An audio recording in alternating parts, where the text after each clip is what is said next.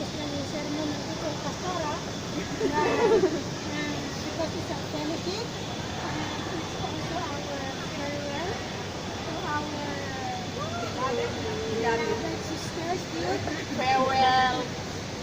ating Bea, little fellowship. And our verse is found in Romans 12:45. I'm going to read it. Sabi na dito, each one of us has one body, and that body has many parts. These parts don't do all the same thing. In the same way, we are many people, but in Christ, we are all one body. And each part belong to all the others.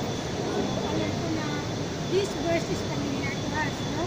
Sabi niya is, one of us, we have different parts, diba? May mata, may ilong, may tainga, may kamay.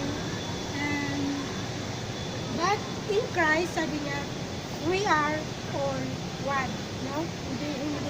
Hindi tayo hiwalay, no, sa Panginoon.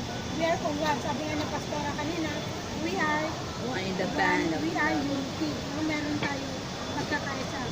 Why fellowship is important? Bakit importante ang fellowship sa atin, no? As a Christian. No? And when does fellowship started? And when we talk about fellowship, ano yung unang pumapasok sa isip natin? pagkain. Pagkain. Kasaway talaga. Totoo naman eh. Number one talaga. Pagkain. Siyempre, pag may pagkain, may gathering. Pag may gathering, may singing. O, pag may gathering, so kailangan ito. Kailangan din na, hindi lang singing, meron din tayong mga games. No? So, fellowship started since, kumbaga, in the beginning. No? Genesis pa lang, andun na yung fellowship because God created and why does fellowship is important? Kasi it's for us, no? Hindi lang para makakilala, kundi para din maging close sa bawat isa. Diba? Pag nasa church tayo, we cannot be close as one kasi nga marami tayo. So, we need a fellowship para naman kahit pa paano, meron tayong maging close. No, hindi lang yung kakilala mo, siya na lang yun kakilala mo. Kailangan din natin na makakilala na iba. And fellowship is important because first we have God. No? Fellowship is like triangle. God is on top, our brethren, and us. So hindi pwedeng yung triangle kung walang Panginoon, kung walang kapatiran, o kung wala ang bawat isa sa atin. Kaya we might have different parts of the body, but then kung wala kang kamay, di ba mahirapan kang kakalain? Anong gagamitin mo? Kakain ka. Paa. And paa is mahirap, di ba? Mahirap gamitin. So meron yung mga nakakaya, but then mahirap. So, in every parts of our body, meron tamang gamit. No? Kahit ganun din tayo. We might have different personality, but those different personality can complement each one of us. Hindi lahat marunong kumanta, hindi lahat magaling magsalita. Those are complement each one. Kung lahat tayo ay magaling magsalita, ano nangyari sa grupo natin? Sa kawan. Wala nang, hindi na tayo magkakarinig. Kung lahat tayo ay tahimik, ano nang nangyari sa fellowship natin? Boring. So, each one had their own, kumbaga, sharing.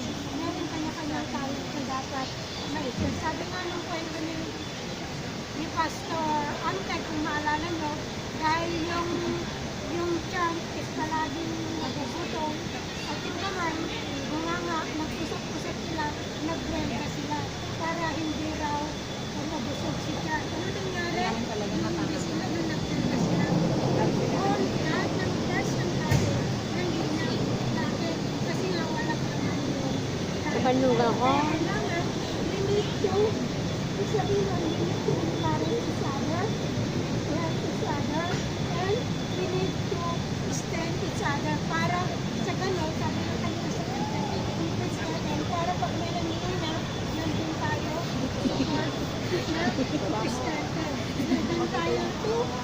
Hindi daw makita yung mukha. Pinipicturean ka. That's why fellowship is important. Dahil kung walang fellowship, then we don't have this kind of gathering and wala tayong lesson. I hope that we learn something from this little Try. Thank you. You can help us, Thank you, Nang Rose, for the magandang message. You are the one of the band of love na sa atin. Well, hindi makukompleto ang isang bagay na walang fellowship, walang pagkakaisa ng bawat isa. Thank you. Dahil kahit na may mababawasan, may nadadagdagan. May mababawas, may mababawas, nagbabawas. So, before we gonna eat,